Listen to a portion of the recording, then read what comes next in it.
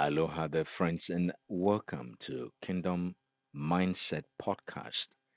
I'm Jackson, your host, and I'm so delighted today because we are approaching a subject of mental health and spirituality, an area that makes me really passionate because of the idea that our spirituality has much more to do when it comes to a study and understanding of mental health than it has been the case in many, many years today. Now, I'm excited also for this podcast because this recording is being done live on TikTok. And so, those that are joining me live, I want to welcome you all and say that this is a very special edition for you that is able to join me live. And I want to also share with you that you may feel free to invite anyone you care and love to be part of this live broadcast as we touch on the subject of mental health and spirituality.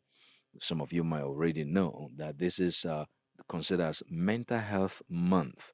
So, first off, let's define mental health, and then we want to define spirituality, and then we'll bring both side of the eye to sort of make sense on this journey. Mind you, that this live recording is part of a series that will later on be available on my podcast, but also this is part of the academic journey for the student in the Academy of Biblical Spirituality and Holistic Well-being.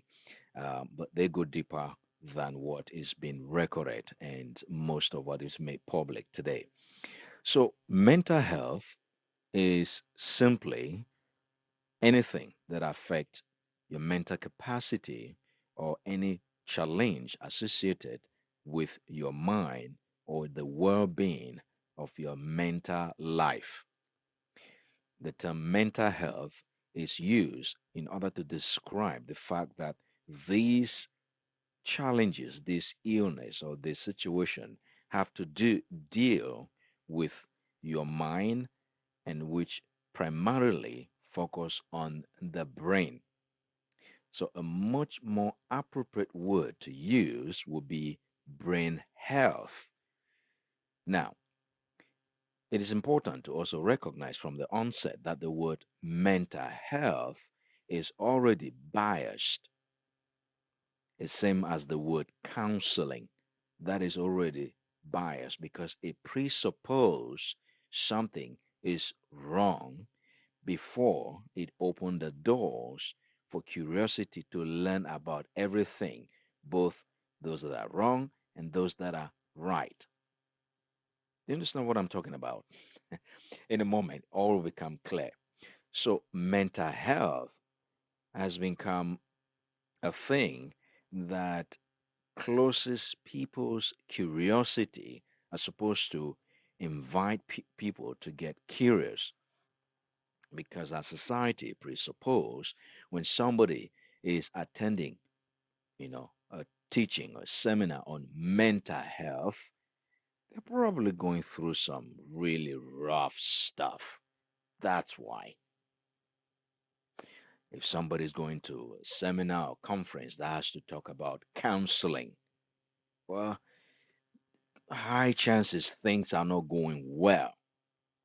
You see, because of this biased nature, it makes it difficult for somebody to openly and joyfully say, I heard there is a mental health training program, a conference of a sort, and I'm just curious to find out what is it that they're talking about. That curiosity is taken away and replaced with suspicion, of course, based on our cultural worldview. This I want to present to you because I want you to have that in the back of your mind as we define mental health.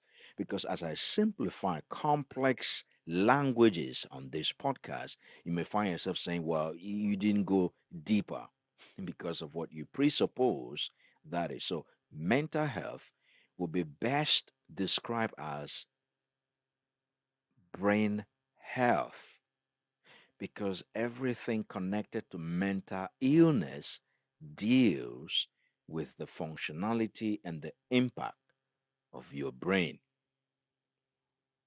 That makes sense. Now, if you go on Udemy, I have a course. I have few courses on Udemy.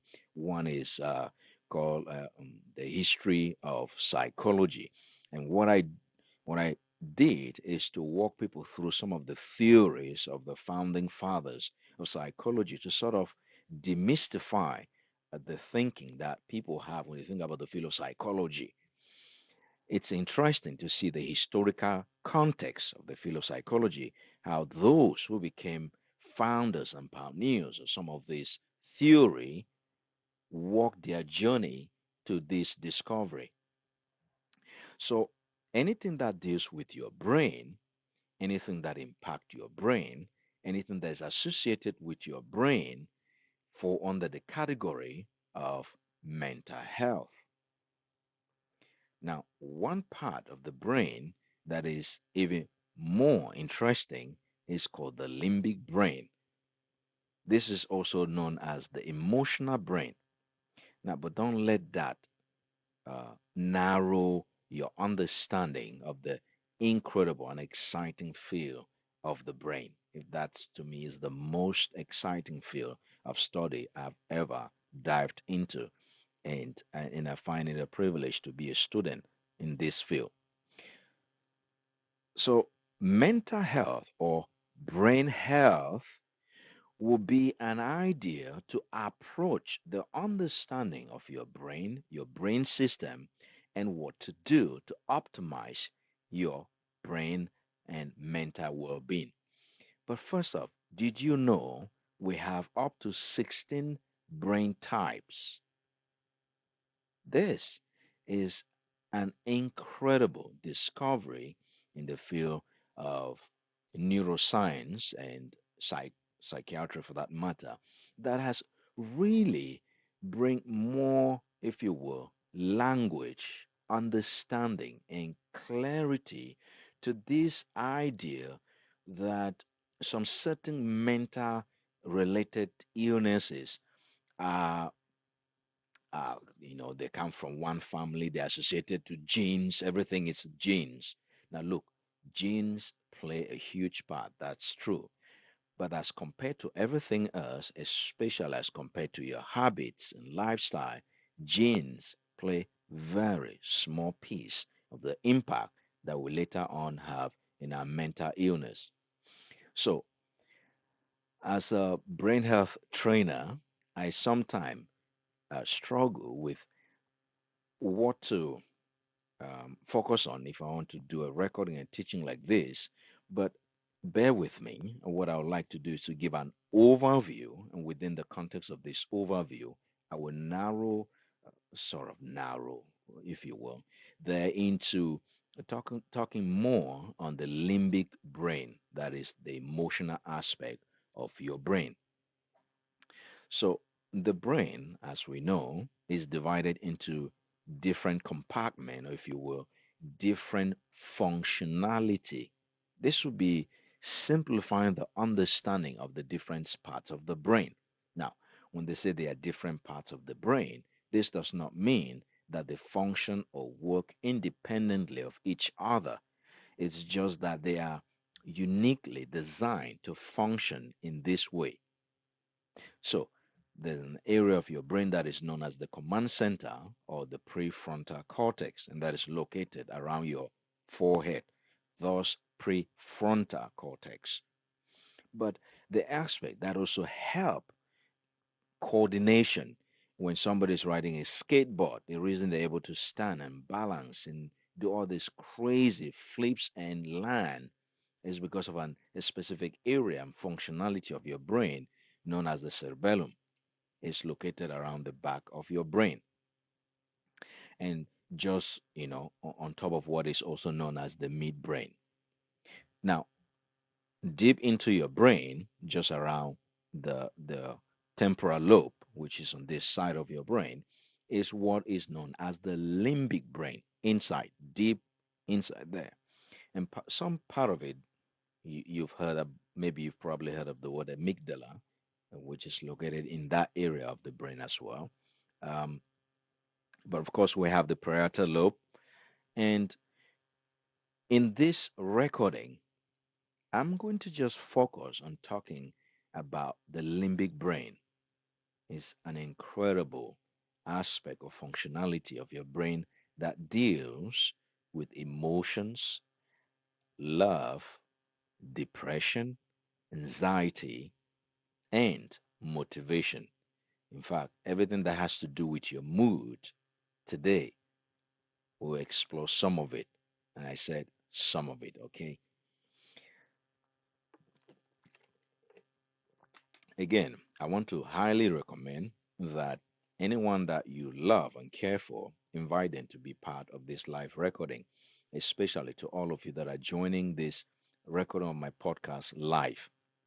Now, before we go into talk about the limbic brain and its functionality, uh, one of the way that I really appreciate from Dr. Danny Amen is looking at the human life from a four dimensional angle. I really appreciate that, and I buy into this idea and theory myself profoundly, having been schooled by his institution.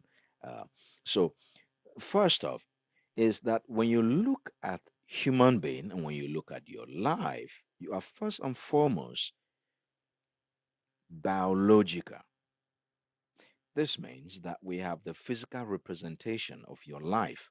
You've got your brain, which is directly connected to everything we talk about mental health. You've got your body and different parts of your body, which are, functioning within the context of their responsibility, like your arms, your legs, and your stomach.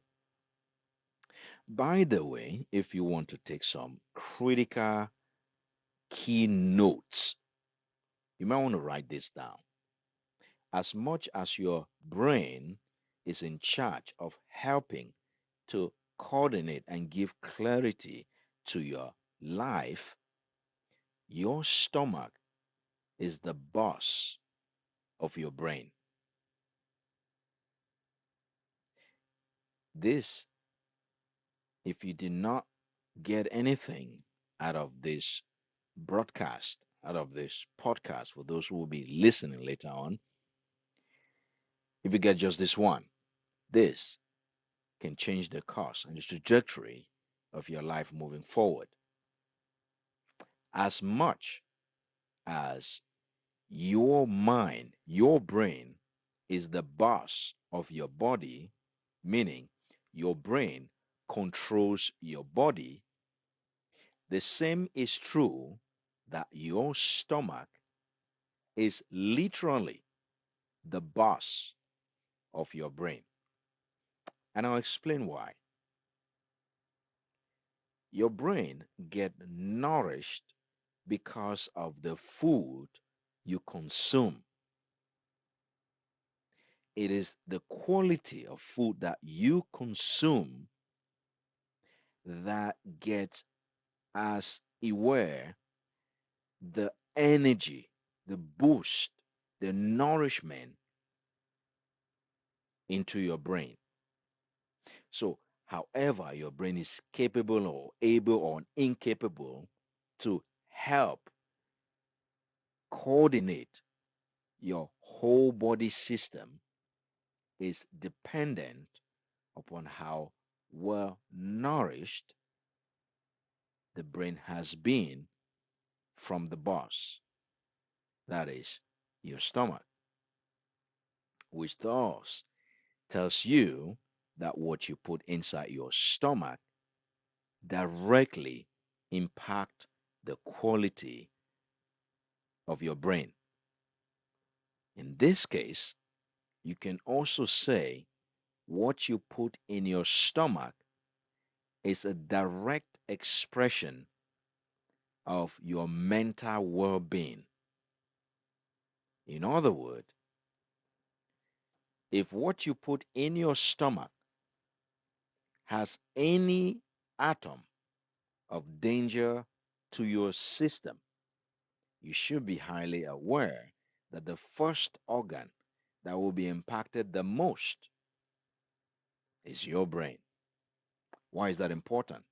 Well, for example, Your brain is about 2% of your total body weight, but that brain consumes 20 to 30% of your total body energy. In other words, the energy which is derived from the source of nutrients that enter your body through what you consume get to be taken by your brain up to 20 to 30%. Now, I'm not going into more details of that because the goal of this first recording is to provide an overview into the aspect of the limbic brain.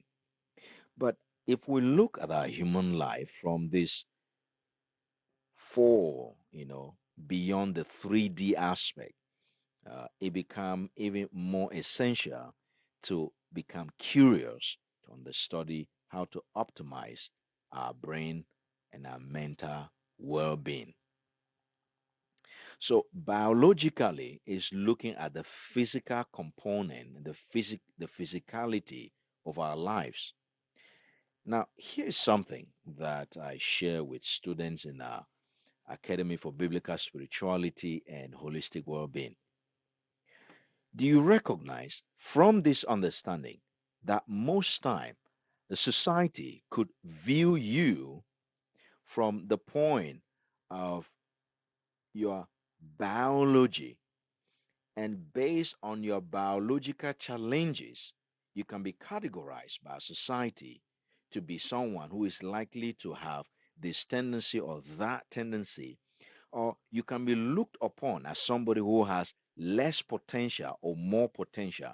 And all of these assumptions and conclusion can be based solely on your biological appearances. It thus begs the question, how do you view your life?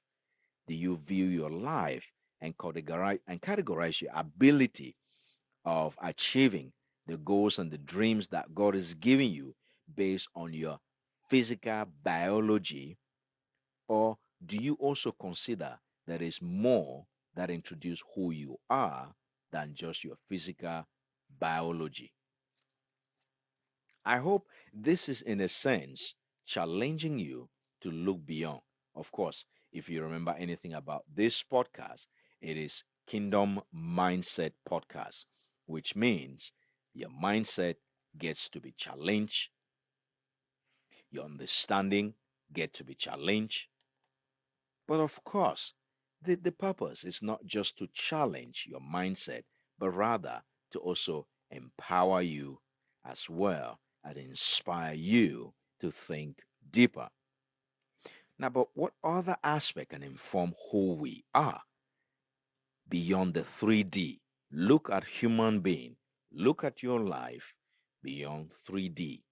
So we have biological, but we also have what we call the social aspect. Now, suppose one was to look at you from the social dimension. The person may say, you may hear people say things like, "Oh, he's so outgoing. She is just so outgoing. I love your vibe." We have, my goodness, the word vibe is undertaking our word today by storm. And so much, so that people compare under the pressure, peer pressure, by the use of this word vibe, people want to have a vibe.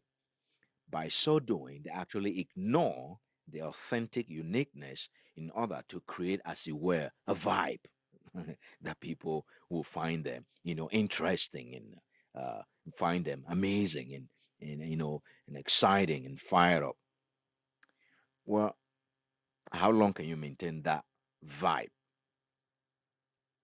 And how much would it cost you to maintain the vibe, and be that kind of a person in society? As you think more deeper, more closely, you may recognize following the socially acceptable description of people or personality puts you in a more social prison than the liberation it might promise. So, if one was to look at your life, you look at human life from the social dimension, you say, "Oh my, this person is socially outgoing," or you say, "This person is so, it's she's not that type of, not."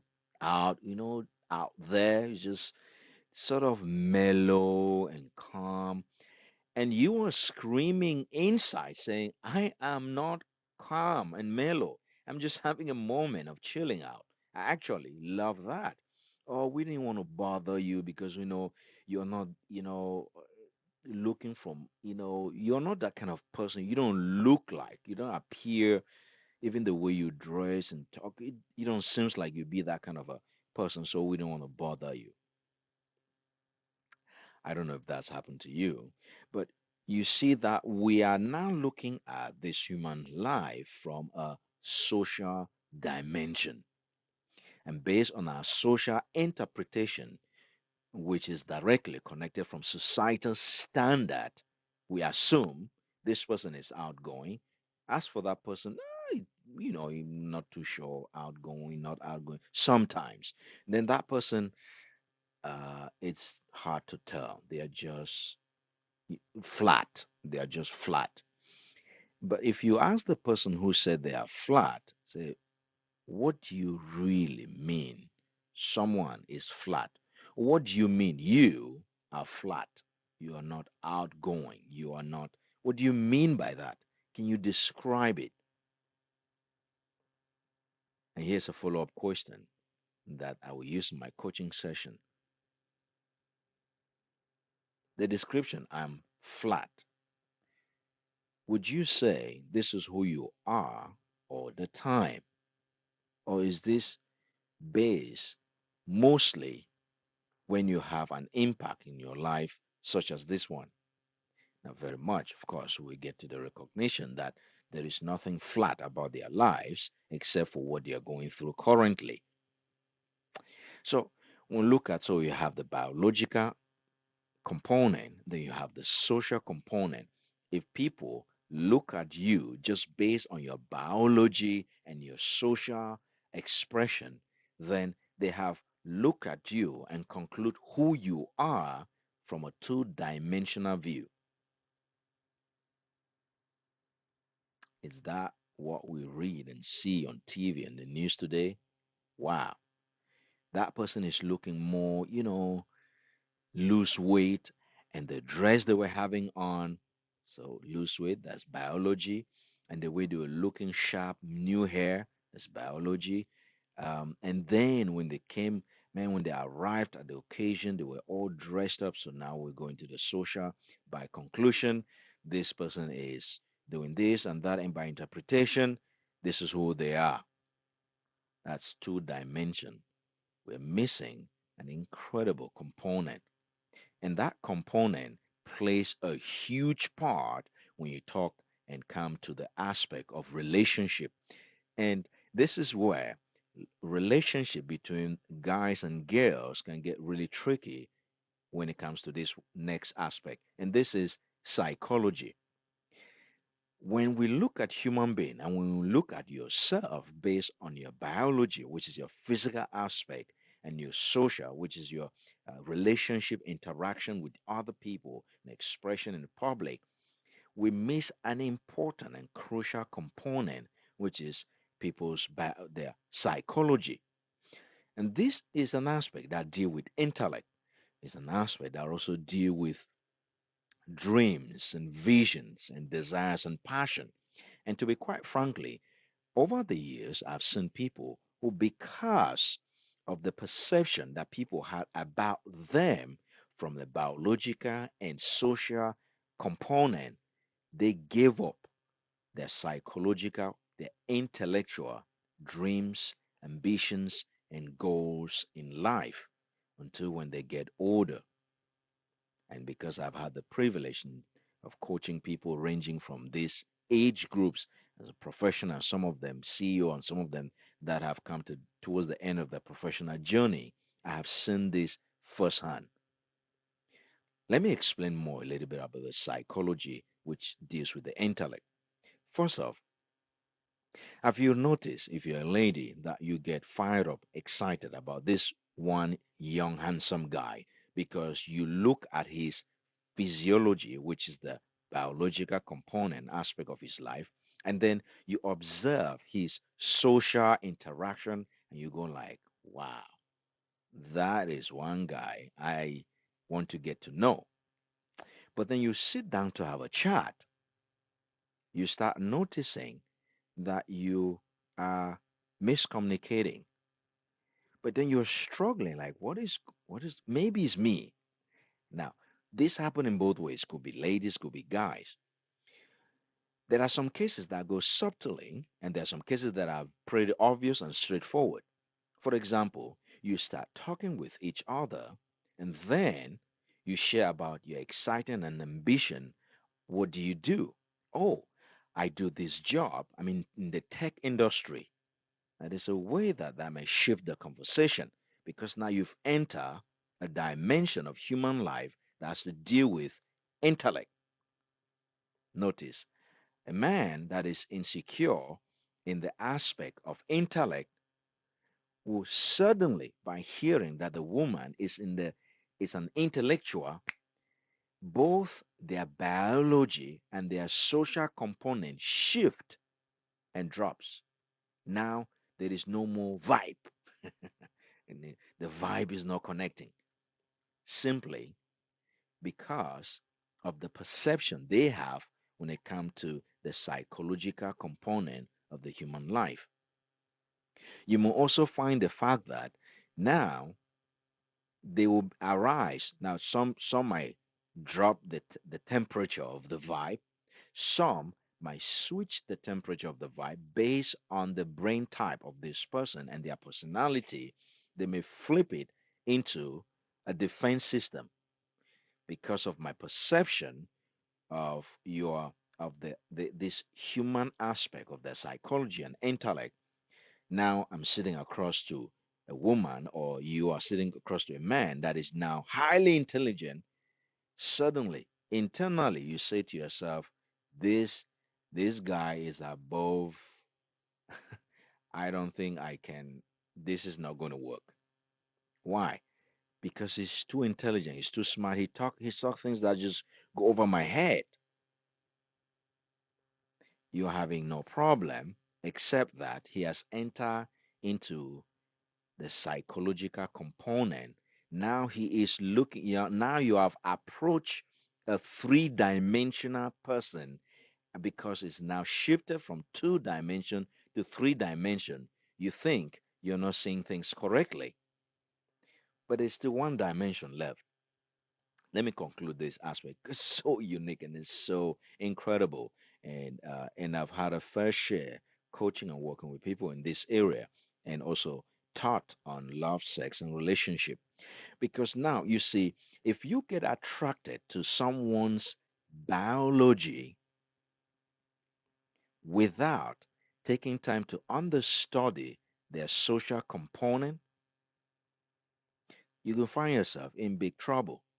But in most cases, over 50%, I would say, we have a good idea of the person's biological expression. Of course, we saw them physically, and when their physical or biology is taken good care of, we go like, wow.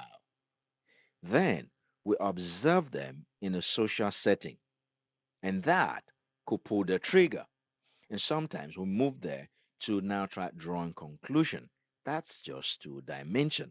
This is dangerous because now you have not gone to understudy the person's psychology. What are they thinking about life? What are they dreaming to accomplish? Who are they really? What do they plan to become? Now, a 10-minute conversation can set the tone, like pretty quickly. However, a 10-minute conversation can be as well as deceptive because the Bible says charm is deceptive. Why is that important? Well, because in a 10-minute conversation, depending on the context of the conversation, you might just end up exploring more of the physicality, the the the the, the biological aspect. How, what do you do? And so you talk more about the biology. I do this kind of workout and do that and do that. And then you move into the social. I hang out with these people. I make sure I'm in touch with here. I contact, and it you could just end up there. but you didn't go into dreams, visions, future, who you desire to become. In this aspect, most relationships get challenged because the lady feel like the guy is way too smart, or the guy feel like the ladies, my goodness, she is way too smart. She love to study. I don't think I'm going to be able to stand that. And then here's one of the other things that I've experienced, in my journey coaching. You will see the guy with a good heart will say, why not just stop the study? There's no need to go study. I've got enough money. So why study? I've got enough money. Please just stop school, stop the school and blah blah blah. I've got enough money. I can actually give money to start any other business. Now, watch this. Because of the biological and social pressure, most ladies, including guys, have accepted, gave up their intellectual passions and dreams and buy into this idea that all they needed, the only reason they were studying was to get a good job, to make money. Now you're being offered money. Would you stop studying? They literally don't realize they actually stop dreaming towards the aspect of their psychological ambitions and passions in life. And it's quite painful, even though we can reframe that. You see a significant amount of pains over years, sometimes 20, 30 years of giving up an aspect, and they discover that what they end up doing could not sustain their passion. And now it arises now this challenge within the context of a relationship. Am I not giving you enough? Am I not? Do you need more? I mean, it's not about that. Is we have to come to the understanding that as human being we are not limited to two dimension, nor are we limited to a three-dimensional understanding. Now the fourth final dimension is a spiritual dimension. Now this is so critical because it actually establish purpose, and it also establish your true calling in life. Now, for many, many years now, people have dismissed the idea about spirituality and God, and so, but it's so interesting that the more people deny the existence of God and the finishing work of Jesus on the cross, they dived into what is considered as spiritual. They go into this, God can be anyone, anything you want it to be. Excuse me. If you already established there is no God, why then confuse yourself again by trying to make God to be anything you want him to be? The statement almost sound like a wise statement that you're being cautious and you're not easily deceived or misled, but the statement absolutely represent ignorant of a highest proportion. And in fact, the ignorance of that statement causes the person making the statement not to even realize how ignorant the statement is. If you establish there is no God, there is nothing like God and Jesus and spirituality, why bother at all about it? And then you hear people say statement like there is something, no, there's a greater power.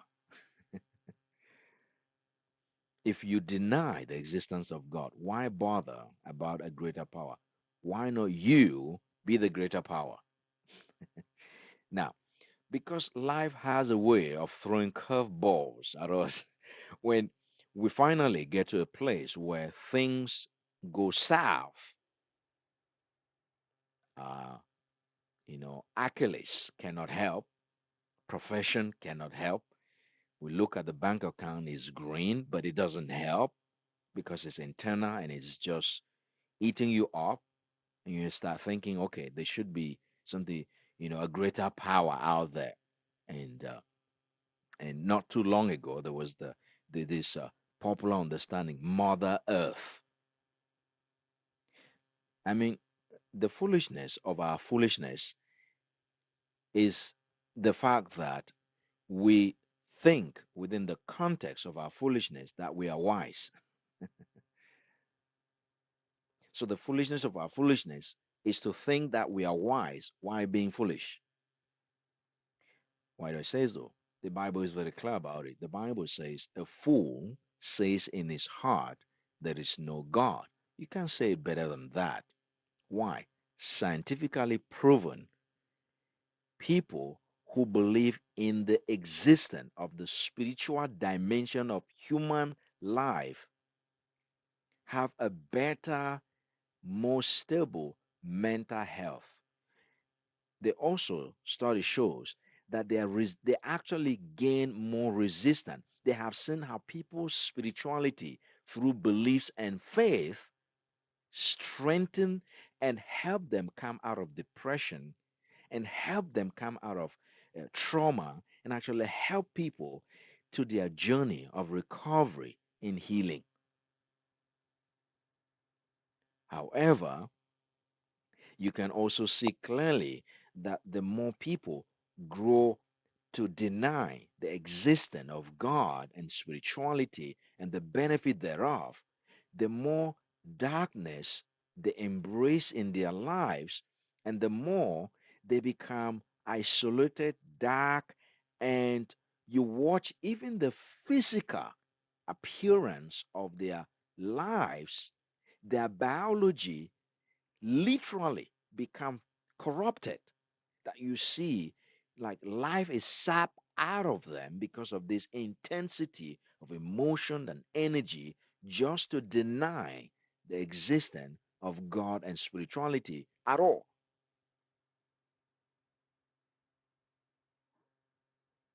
You don't need to look harder to see this.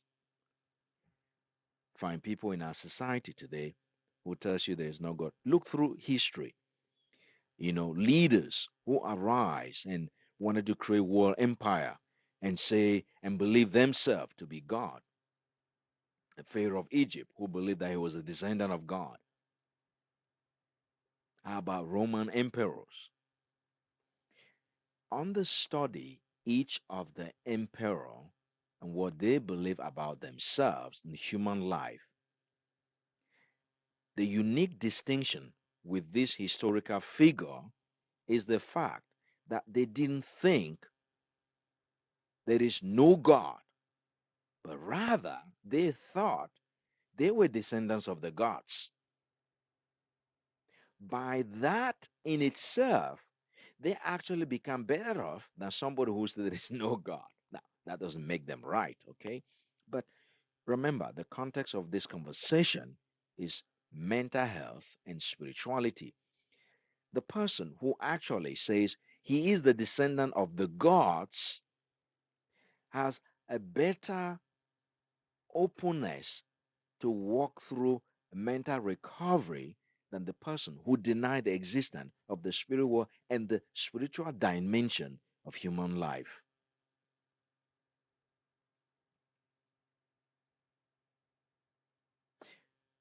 The fool says in his heart, there is no God. Why do we need to think about the spiritual dimension when we think about mental health? Because the spiritual dimension set the tone for purpose. It set the tone for your true calling. It set the tone for existence. Why are you here? Why do you get up every day and go after the things you're going after? What do you want? Money? How much money do you want that if it is given to you, you'll be satisfied? And from that day, you will not longer go after anything else because you now have what you're looking for. Suddenly, as you approach this practical questions of life, you begin to realize there is absolutely nothing in this world that can satisfy the deepest desire that relate to purpose and destiny in your heart, except the true desire of your calling, that is your true calling by God to be here on earth to serve His purpose. Now, once you discover that, every other thing, money, resources, and all this stuff, they start making sense. And then, because of that clarity, some of the stuff don't make sense. So then you eliminate the stuff out of your life. The Bible says it's best. Seek first the kingdom of God and its righteousness, and all other things, that is, all stuff, shall be added. This is the challenge of our human existence today. This important aspect of spirituality and mental health is so critical that research shows when people have nothing to live for, and this category of people get impacted by a situation, they drop into depression, can go that fast, that quick, that recovery become almost impossible, almost as if they are doomed. Notice one of the primary reason is that they don't have a reason, a purpose. They don't have a vision for their lives. Well, God Himself said that my people perish for lack of knowledge. Without vision, the people perished. The people will be lost. So when people quit their job, there are numerous cases. And throughout my journey in the field of mental health and brain health and multiple certification and you know and accolades, that they're just paper. But what got me fired up, forget about the multiple papers. What got me fired is the knowledge, just priceless. You cannot put a price tag on this incredible richness of the knowledge and the research that we understudy and discover. It is studied and proven that when people retire from their job and they don't have clear purpose on what next to do with their lives, they actually go down the drain fast. There are some cases where some people could not live even as much as 5 years after they retired. This is crazy. However, it was not as if they were expected to have this huge purpose. They needed to, go save an entire village or save a town in Africa or, build a school or something, which would be far more greater. However, the challenge was simple. They have nothing to live for, as in their previous many years. They have always gone to sleep, prepared to get up the next day and go to their office and do their work.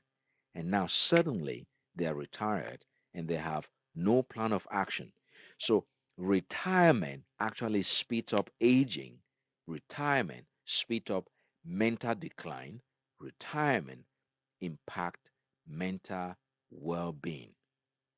There are more to that. So depression actually is not a result of one thing. That's what research shows. Depression, when somebody's depressed, it's not because one thing happened wrong.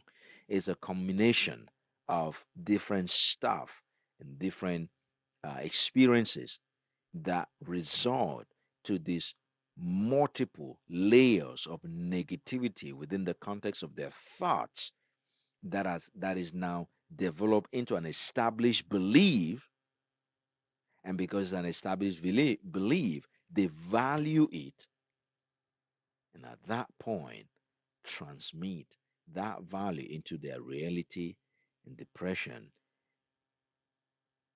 become the result. I hope that as you're joining this recording, you're really learning insightful, beneficial knowledge to develop your mental well being. And um, I'm looking forward for another live class next month of June with a student from Academy of Biblical Spirituality and Holistic Well-being. There will be some of the dates that will be open for the public to take in new people to register for that training. But one of the things that we're really going to be focused on is the spirituality of our mental well-being, looking at the different brain type, different brain system to understudy them. Now, before I keep going to wrap up, this is just so. Let me look where we at here. It's just so incredible. Sometimes I don't know where to go with us, but I did promise you I want to touch on the limbic brain. The limbic brain is one interesting aspect or part of our brain. Um, it deals with our emotional lives, and because of the functionality of the limbic brain, um, we can understand mood, sadness, happiness, and where they come from. Now, before before now, when you think about somebody getting excited or somebody not excited, we naturally will not connect people's mood with their mental well-being.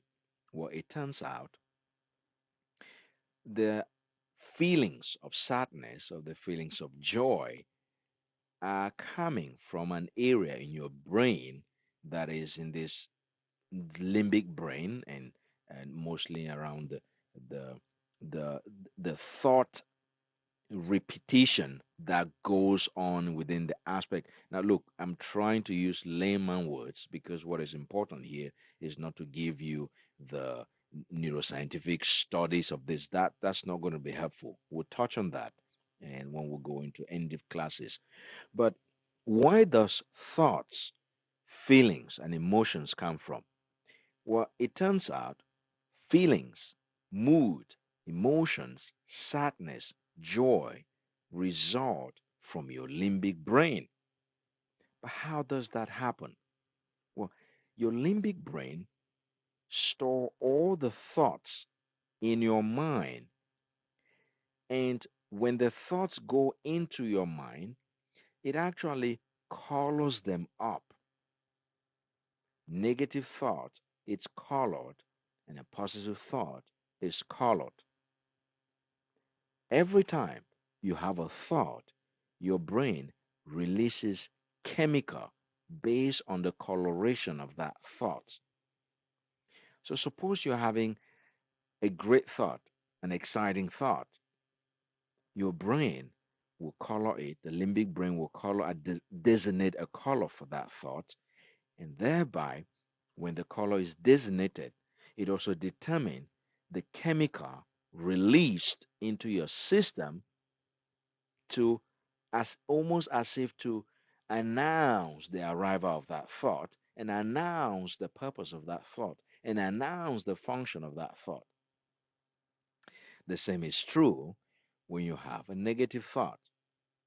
Your brain releases a chemical, and based on the coloration of that thought, which is negative, it will release a chemical. And when that chemical is released, your body function or responds to the chemical coordination resulting from the thoughts in your mind. To make this simple, bad thought produces bad feelings. Good thoughts produces good feelings. One of the way to look at the emotional brain, the limbic brain, is to recognize that every time you have a feeling, this is the aspect of your brain that is at work. It's your limbic brain. But here's some great news, though, that you know about the brain and the limbic brain for that matter, is that you can actually develop the discipline of catching your thoughts. Apostle Paul is by far one of the most foremost intellectuals. But one of the things that set Paul as apart, my goodness, if you understand anything about the study of the brain or neuroscience, you will recognize that the Apostle Paul could be said to have been the foremost brain scientist, or at least the foremost cognitive behavior therapist. It was Paul who wrote that one of the aspect of spiritual warfare, the most challenging aspect of spiritual warfare was strongholds.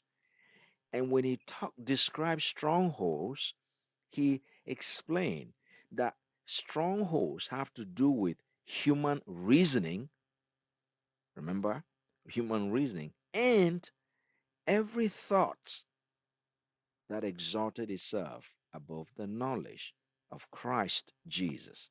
Notice that the Apostle Paul here smoothly weave our spiritual understanding to the biological connection of our physical brain and then the psychological aspect of our thought or thinking and then the impact within the social dimension of our human life. This guy was by far one of the most provocative and yet, I don't know if we use the word accurate, disciple when it comes to relating the message of Jesus about the kingdom of God. It's also Apostle Paul who said, you cannot know the will of God except you change the way you think. So you see that the Bible has so much to say when it comes to psychology, brain health, neuroscience, quantum physics. And that's one of the, if there's an area of passion and excitement, is the fact that this, what is known in quantum physics as the fields of limitless possibility, is something where the the Bible introduced through the teachings of Jesus and the Apostle Paul is you enter into this aspect of boundless, uh, uh, and limitless possibilities. There is just no boundaries and as well as no limit to your ability to, as it were, co-create, transformational life and a transformational results in your life. So, um, I hope that you begin to see connections with your thought, your emotions, your moods, and your feelings. This is all resulted from the aspect of the brain, the system known as the limbic brain. We'll go deeper into that when we do teaching. I love to do that with my PowerPoint in the online teaching forum. But if you have questions, please feel free to shoot that on my way. But notice that the knowledge for you to be aware that the thought that goes on in your mind thus produces chemical response that tend to impact your whole body. It will help you now to ask yourself, what then should you do? Well, the Apostle Paul has a response for that. So if you come with me to Philippians chapter 4, and I'll read the words of the Apostle Paul here. Philippians 4 and verse 8. Paul said, um, Look at it here. Finally, brothers, whatever is true, whatever is honorable, whatever is just, whatever is pure, whatever is lovely, whatever is commendable, if there is any excellence, if there is anything worthy of praise, think about these things. Notice the Apostle Paul make a list here, and this list is directly connected to thinking. So, what is the first way of helping you live a more balanced, if that's a word, if that is appropriate in this context, a more holistic and mental well-being? First and foremost, the Apostle Paul said, whatever is true.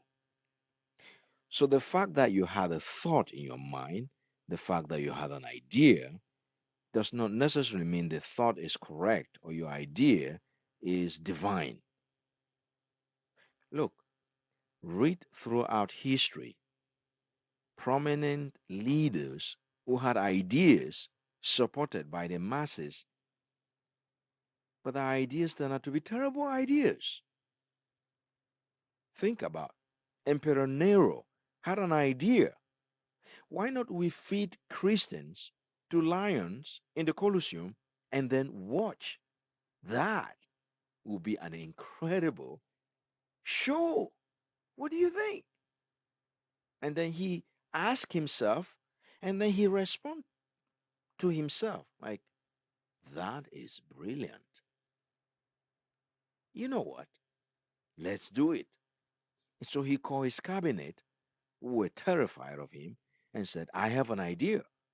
What is it, Emperor Nero? What I'm thinking, instead of just getting angry with Christians, how about we feed them to the lions in the Colosseum and then have everybody come there to have the laugh of their lives? Now, read through history, and that's exactly what he did. But then he had another idea. There are so many of them. How about instead of creating a lighting system that light up the city of Rome, how about we put them on poles, we put Christians on poles and light them up by night. And then we have free fire. So he thought about the idea himself. He thought, genius. So he called his cabinet and said, I have an idea. Let's put Christians on poles and burn them at night. Free lighting system for the whole street of Rome. Think about that. This is a genius idea. So that's what the emperor did. Read throughout history. Solomon had an idea. There are so many beautiful women on earth. What will it be like? I mean, it would be sad for them to, some of them, to live with their husbands. How about I married 700 of them? And to top it up, let me have 300 concubines.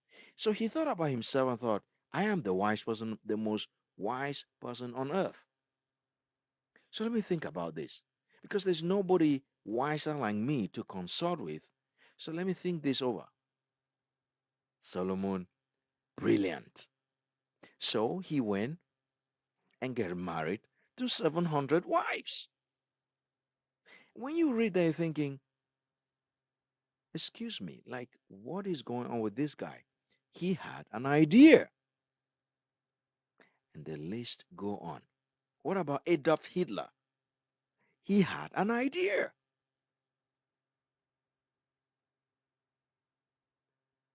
The fact that you have an idea, a thought in your mind, does not mean the thought in itself is true, neither does it mean your ideas are divine, because every historical figure claimed their ideas were divine. They were inspired by God Himself, and they were worthy for all their people following, because these ideas will have, you know, end results that will benefit everyone.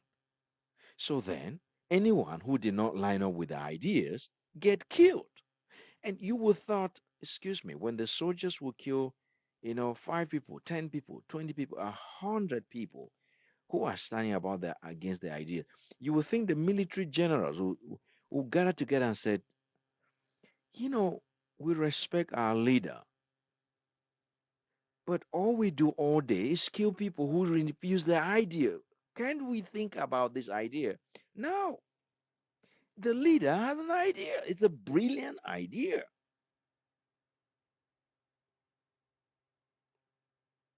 David had an idea. Let me build a house for the Lord. God has blessed me so much. God has done so much for me. I am so overwhelmed. I used to be a shepherd boy. Now I live in the palace, and the ark of God lives in you know, the same thing that was designed in the wilderness. Now I am going to build for the honor of the Lord a house befitting my God. And then I will bring the ark of the covenant into that place as my gift to God. Brilliant idea, powerful idea, spiritually incredible. To the point, the prophet Nathan, when he heard this, he was just so awestruck. He said, God is with you, my Lord the King. Do whatever is on your heart. In other words, as the prophet of God, he could discern it, like this is so pure, this is so clean, this is so righteous, so holy. I can't even find one atom of a reason to advise you, my Lord the King. There is actually absolutely nothing to advise you about this idea. Do whatever is on your heart. And the idea from David was to build a house befitting the Lord his God. What happened? The Bible said that night God spoke to the prophet Nathan. Notice, God didn't say, Nathan, mm-mm, mm-mm. But God spoke to the prophet Nathan. Go tell my servant David, he is not the one to build for me a house, but his descendant. Because of the many wars he has fought, he has touched too much blood. I don't want him to build a house for me. So Nathan the prophet went the next morning and spoke to the king. And the Bible says David got up and sat before the Lord. And he said, Oh Lord, what can I say? You have done all these incredible things for my life that so moved me so much. And as if that was not enough, you have also spoken about my future and my descendant. What can I say? And there's just this incredible moment. But notice in this interaction, there is this incredible revelation of our psychology. The fact that David was a man of God, man after God's heart, and that he had this idea, and the whole idea was to honor God. The fact that he had that idea does not make it right.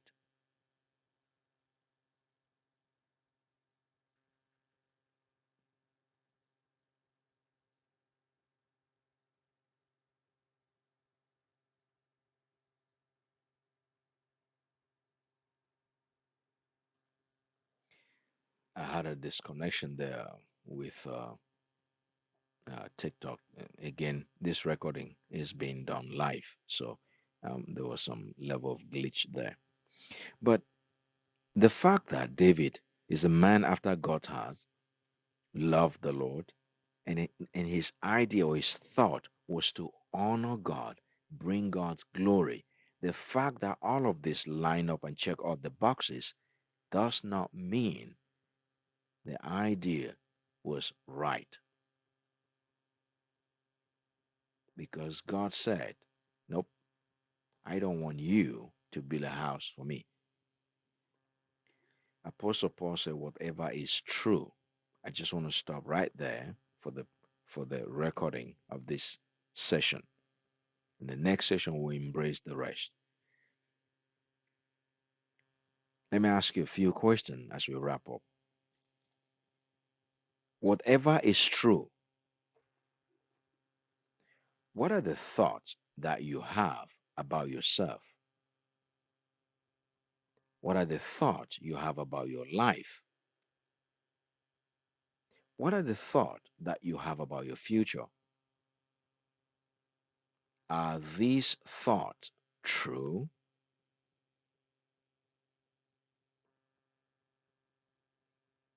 Notice, Apostle Paul didn't say whatever makes you feel, but he said whatever is true. Because if it is not true, it's obviously going to make you feel terrible because it's not true. This is important because as we look at the limbic brain briefly, very basic primary introduction, our thoughts produces chemical response, and these chemical response impact our body, our psychological, because the thought come from our psychological dimension. This thought will affect our biology, which will then result to feelings. So your feelings are a direct result of your thinking. Here's one practical way to catch. When you're feeling sad or mad or frustrated, notice what you're thinking. And you see that what you're thinking, what you had been thinking, has a direct correlation between that thought and how you feel. It thus begs the question, if you were not thinking those thoughts about yourself, how would you have feel? Now, knowing this insight, having this understanding that your thought produces chemical response within the context of your body, and that these chemical response produce or establish your mood, your feelings, will therefore challenge you whenever you feel moody, sad, unhappy. Check your thoughts. This can be an incredible gift of a lifetime I'm giving you today, really, seriously, on this live broadcast. If your thought, I was having a conversation with some folks, not, you know, I have those moments of those profound conversation, depending on the context. And I was drawing an example. So if somebody walk up to you and say, you're useless, those are words. They said to you, you're useless. There's nothing good about you. And then they walk away. Notice they said words and they walk away. Or they could say those words and start screaming, everybody to come and see this useless person. You don't deserve to be here. You don't deserve to have the promotion. You don't deserve to have this. You don't deserve to have that car. You don't deserve to have that house. You don't deserve to have this money. You name it. Just put whatever you think. So somebody say that to you and say you don't deserve this. You are a useless person, and stands there to say, yes, I can prove it. This you are useless, and I can prove it. Now, the first question is, what is useless to you, as opposed to what is useless to the person speaking? Because It's not what the person is saying that has the power to alter your physiology, your psychology, and your spiritual well being. Rather, is your psychological interpretation of those words that will give birth to a thought, and the thought would then stimulate, or the thought would then create a chemical response, because your brain will produce a chemical response associated with the thought you are having. So if somebody says to you, you are absolutely useless, and you said, wow, that's so mean. That's so mean. Why would they say that? Nobody should ever say that to anybody. Well, they just said that. You, so we say nobody should ever say that. No, they just said that to you. What is important to you? Nobody should ever say that. That's so mean. And now you start thinking about it like, why would he say such a mean thing that's so hurtful? Now, those thoughts are creating a new reality within your psychology, and those thoughts being present and creating this new reality are stirring up new chemical reactions. These chemical reactions are releasing the moods and the feelings and emotions that you now have after the thought. Now, suppose somebody said, you're useless. You're absolutely useless. And I don't think you deserve any of the things you have in life. You should be ashamed of yourself because you don't deserve anything that you have in life.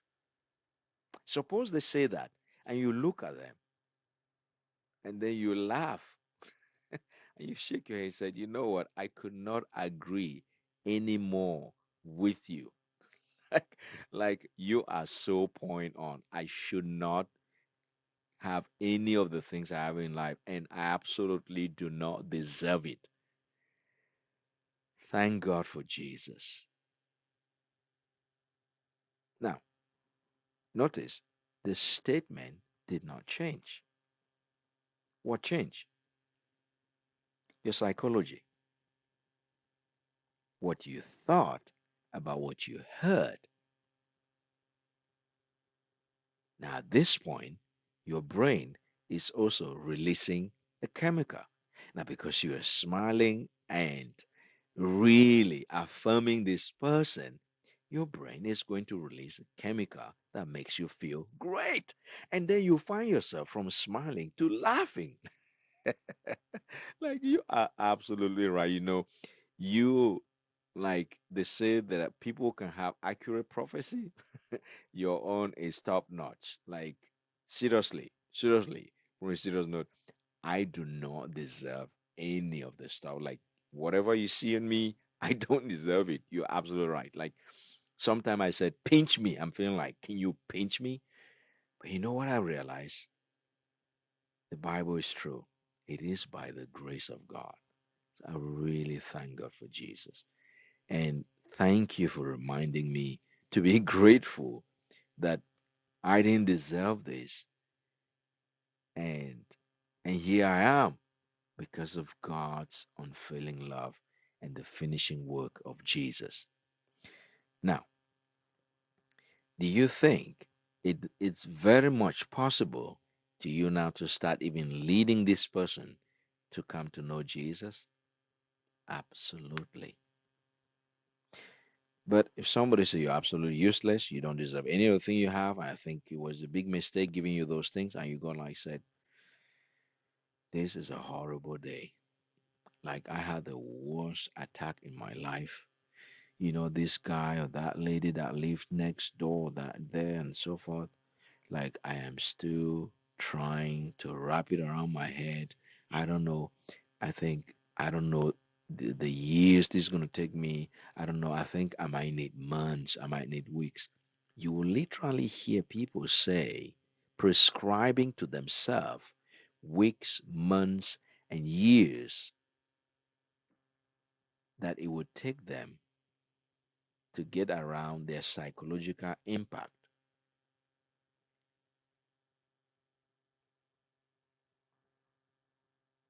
But the same situation can be turned into a complete joke, and the person who supposedly was attacking you can be looked upon as an absolute clown. Now, if you know the person was a clown, how would you have responded? Of course, you take the person on that joke and get excited, and then you're done. All right. So we've looked through some of the basic introduction onto this aspect of mental health and spirituality, and I explained that it's considered mental health because it has to do with your mind, which is the expression of your physical brain. So mental health has to do with your the physical reality of your brain, the functionality of the brain in dealing with the psychological aspect. Then we look at the four dimension of how to look at human life. We said you can either look at human life from biological aspect and draw a conclusion, or you can look at from a social aspect and draw a conclusion, or you can look both biology and social. But there's a third dimension, and that is the intellect, or if you will, the psychological aspect of human life. Everybody's got that. What are they thinking? What motivates them? And then you've got the spiritual dimension of our human life. These are incredible foundational stone that will impact your life. Now, we move from there and I give a brief introduction of the brain, touching specifically on the limbic brain and the impact of that thoughts, thinking will impact not just the brain in itself, but impact our entire body system. As we conclude, we've looked at Philippians. We'll look at other biblical examples. I want to challenge you, especially those that are joining this recording live. I want to challenge you. The words of the Apostle Paul, whatever is true, if what you think about yourself is not true,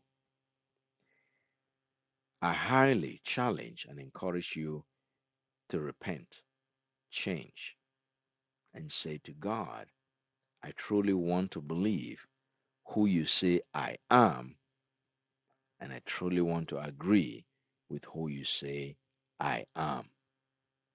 That will be a huge first stepping stone towards maturation in the journey of your personal discovery and the journey of your professional journey, the professional discovery, the professional empowerment, and the professional this impartation of becoming a person of mental and spiritual well-being. As we close, I pray that even one word out of this session will be enough to inspire you to take your mental health seriously. Father, thank you for designing the brain the way it is. Thank you